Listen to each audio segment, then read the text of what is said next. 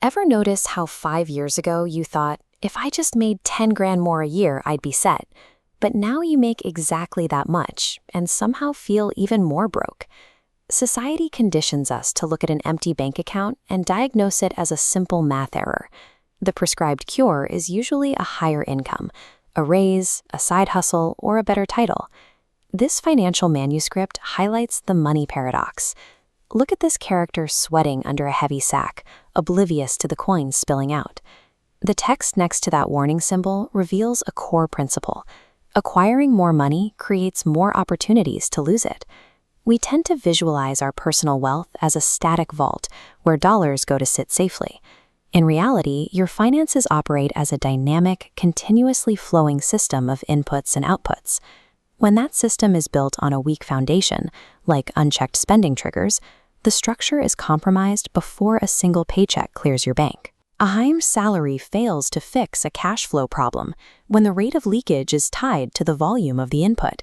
If the underlying structure is fractured, pouring more cash into it accelerates the drain.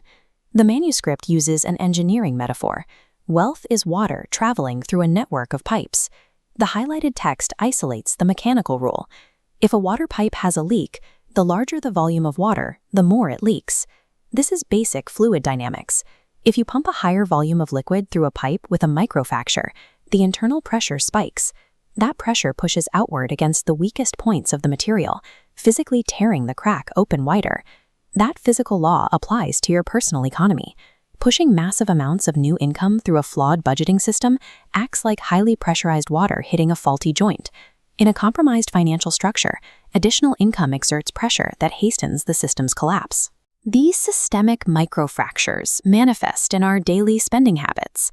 Often, this takes the form of lifestyle creep, the steady inflation of your standard of living that consumes every extra dollar you bring in.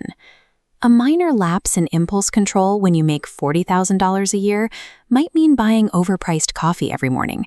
At $200,000, that same behavioral flaw scales up to financing a luxury car. This chart shows the result. Income and expenses rise in tandem until the sheer force of that new money creates so much upward pressure on your spending habits that the expenses line breaks right past your income. Financial habits rarely remain static. A bad habit naturally scales up to consume whatever volume of money is available to feed it. You cannot out-earn a spending habit that grows in direct proportion to your paycheck. Grinding for a higher salary while ignoring foundational flaws leads to financial self-sabotage. Building lasting wealth requires you to stop thinking like an employee trying to boost revenue and start thinking like an engineer. Instead of focusing on widening the intake valve to pour more money in, your focus must shift toward reinforcing the structural integrity of the pipeline itself. This means auditing your behavior to find the structural leaks in your budget and patching those holes first. Only after your financial system is fully sealed and structurally sound should you turn up the pressure and increase your income.